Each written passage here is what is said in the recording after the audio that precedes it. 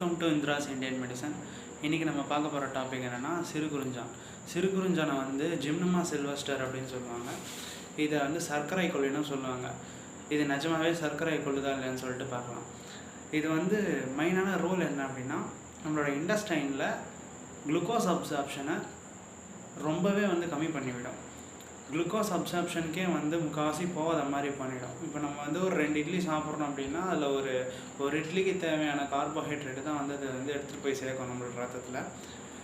Next இதை வந்து நம்மளோட நாக்கில் இருக்க டேஸ்ட் பட்டில் வந்து ரியாக்ட் ஆகும். இதில் ஜிம்னமிக் ஆசிட் அப்படின்னு சொல்லிட்டு ஒரு காம்பனண்ட் இருக்குது.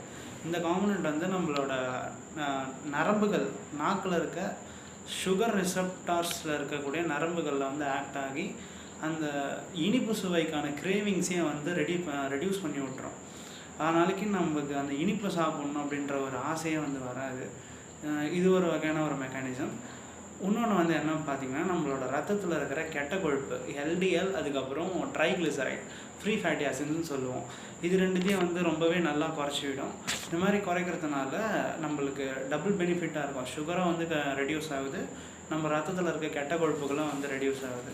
ஸோ அதனால் அல்டிமேட்டாக வெயிட் லாஸுக்கு ட்ரை பண்ணுறவங்களாம் இந்த சிறுகுறிஞ்சானை சாப்பிட்டா ரொம்பவே பெனிஃபிட்டாக வந்து இருக்கும். இன்ஃப்ளமேட்ரி ப்ராப்பர்ட்டியாக இருக்குங்க. இதில் டேனின்ஸ், சாப்போனைன்ஸ் இந்த மாதிரி மாலிக்யூல்ஸ்லாம் வந்து ப்ரெசென்ட் ஆகிருக்கு.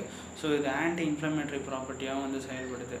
நெக்ஸ்ட்டு சிறுகுறிஞ்சானை வந்து HbA1c ஒரு 8 to 8.5 அந்த மாதிரி ஒரு ரேஞ்சில் ஸ்டார்டிங் ஸ்டேஜில் இருக்கிற டயபெட்டிக் பேஷண்ட்டுக்கு ஒன்றா வந்து தரலாம். மற்றபடி HbA1c வந்து ஒரு 10 இருக்குது, 12 இருக்குது அந்த மாதிரி ஸ்டேஜ் இருக்கும்போது சிறுகுறிஞ்சான் வந்து தரலாம். கூட கொஞ்சம் எக்ஸ்ட்ராவாக மெடிசன்லாம் வந்து சேர்த்து தரணும். இது தனியாகவே பெர்ஃபார்ம் பண்ணுறது அவ்வளோ கஷ்டமான விஷயம் அந்த மாதிரி பேஷண்ட்டுக்கு. ஸோ யாரெல்லாம் ஸ்டார்டிங் ஸ்டேஜில் வந்து டயபெட்டிஸில் இருக்காங்களோ அவங்களுக்குலாம் சிறுகுறிஞ்சான் கொடுத்தா அவங்க சீக்கிரமாகவே அந்த HbA1c வேல்யூ நல்லாவே ரெடியூஸ் ஆவாங்க. ஸோ அந்த வீடியோ பிடிச்சிருக்குன்னு நினைக்கிறேன். லைக் பண்ணுங்கள். தேங்க்யூ.